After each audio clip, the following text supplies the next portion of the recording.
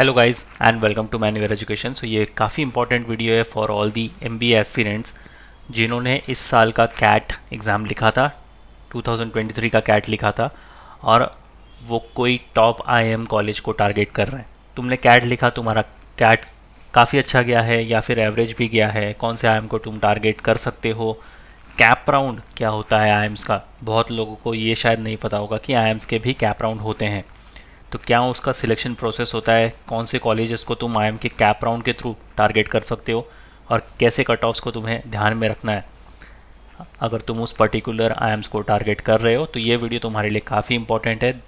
Stay tune with me till the and और share कर दो ये वीडियो अपने सारे फ्रेंड्स के साथ भी जिन्होंने इस साल का कैट लिखा हुआ है और वो कोई टॉप आईएम को टारगेट कर रहे हैं।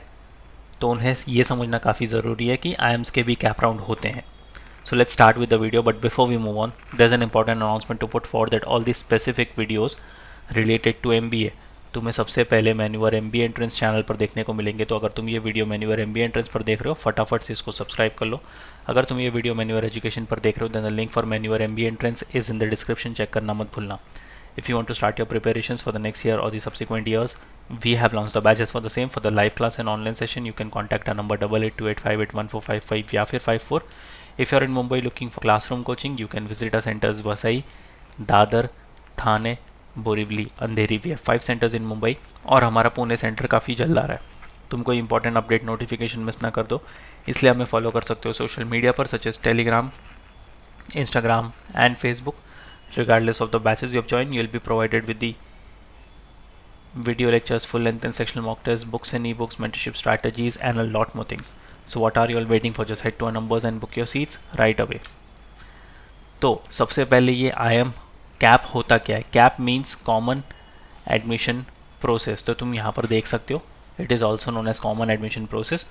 So the IIM cap is a united selection process used by certain Indian Institute of Management to their post graduate programme. अब जितने भी आईएम्स हैं, ये सारे आईएम्स कैप में पार्टिसिपेट नहीं करते। कुछ इसमें से गिने चुने आईएम्स हैं जो कि यूनानिमसली आकर ये कैप राउंड कंडक्ट करवाते हैं, सो दैट बच्चों को भी हैसल फ्री एडमिशन प्रोसेस हो जाए, उन्हें भी ज़्यादा दिक्कत ना हो एडमिशन को लेकर। The CAP was introduce to streamline the admission process for both institute and the candidates. तो स्टूडेंट्स को भी ज़्यादा परेशानी ना हो एडमिशन को लेकर, साथ ही साथ इंस्टीट्यूट को भी ज़्यादा परेशानी ना हो एडमिशन्स को लेकर, इसलिए उन्होंने क्या किया कि सारे आईएम्स इकट्ठे आके उन्होंने एक कैप राउंड की शुरुआत की, सो दैट ये एक यूनानिमस डिसीजन हो जाए और बच्चों को भी काफ़ी आसानी हो जाए। वाई इट वॉज इंट्रोड्यूस्ड, इसके पीछे उनका मोटिव क्या था? Efficiency in selection process. CAP combines the वैट and PI, which is your written ability test or personal interview of 10 IIMs into single process। तो अगर समझो तुमने कैट का पेपर लिखा हुआ है और तुम सपोज 5 IIMs को टारगेट कर रहे हो, 5 IIMs को तुम एक साथ टारगेट कर रहे हो थ्रू योर कैट स्कोर। अब तुम्हें हर एक IIM में जाकर वैट और उनका PI राउंड देना पड़ेगा। तो ये हर एक IIMs के लिए भी एक लंबा प्रोसीजर हो जाएगा, हर एक स्टूडेंट के लिए भी काफ़ी लंबा प्रोसीजर हो जाएगा। तो इन्होंने क्या किया कि एक स्टूडेंट जो कैट का एग्ज़ाम लिख रहा है और इन 5 आईएम्स को टारगेट कर रहा है, तो वो एक ही साथ वैट और PI राउंड अपना कंप्लीट करवा लेगा। उसके स्कोर ये सारे आईएम्स के पास चले जाएंगे और ये सारे आईएम्स मिलकर फिर एक यूनानिमस डिसीजन लेंगे कि कौन से आईएम में तुम्हें एडमिशन मिलने वाला है। तो ये आईएम्स के लिए भी काफ़ी अच्छी चीज़ हो जाती है और स्टूडेंट के लिए भी काफ़ी अच्छी चीज़ हो जाती है कि तुम्हें एक ही प्रोसेस बार बार अलग अलग आईएम्स में जाकर नहीं करना है। And it is a convenience for candidate as well as the particular IIMs as well. Uniform criterion of evaluation of all candidates and IIMs to share resources and expertise in conduct the admission process. तो ये काफ़ी सोच समझ कर decision लिया गया था और इसके बाद ही इसको इंट्रोड्यूस करा गया है। सो दोनों की ही इसमें भलाई है, IIMs as well as the students. अब प्रोसेस की बात कर लेते हैं। प्रोसेस समझना काफ़ी इंपॉर्टेंट होता है तुम्हारे लिए। सबसे पहले होगी तुम्हारी shortlisting, in which candidates are initially shortlisted based on their CAT score, academic records and work experience. अब तो तुम जानते ही हो कि तुम्हारे कैट में तुम्हारा कैट परसेंटाइल कितना मैटर करता है। ना ही सिर्फ कैट परसेंटाइल, साथ ही साथ तुम्हारे एकेडमिक रिकॉर्ड्स और वर्क एक्सपीरियंस, ये तीनों चीज़ इसमें काफ़ी बारीकी सी देखी जाती है। तो तुम्हारा एकेडमिक्स में तुम्हें स्ट्रांग रखना पड़ेगा, और वर्क एक्सपीरियंस तुम्हारे पास अगर कोई होगा रेलिवेंट वर्क एक्सपीरियंस, तो ये काफ़ी हैंडी चीज़ हो जाती है।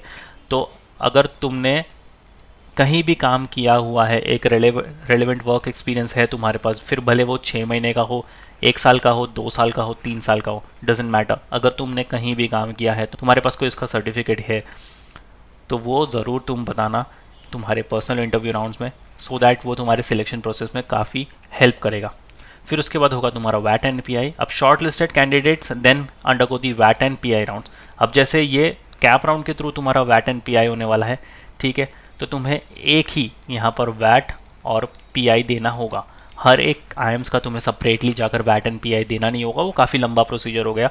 इस करके इन्होंने कैप इंट्रोड्यूस किया था ताकि तुम एक वैट एंड पी आई दो और उसका जो स्कोर होगा वो तुम्हारे डेडिकेटेड आईएम्स तक पहुँच जाएगा।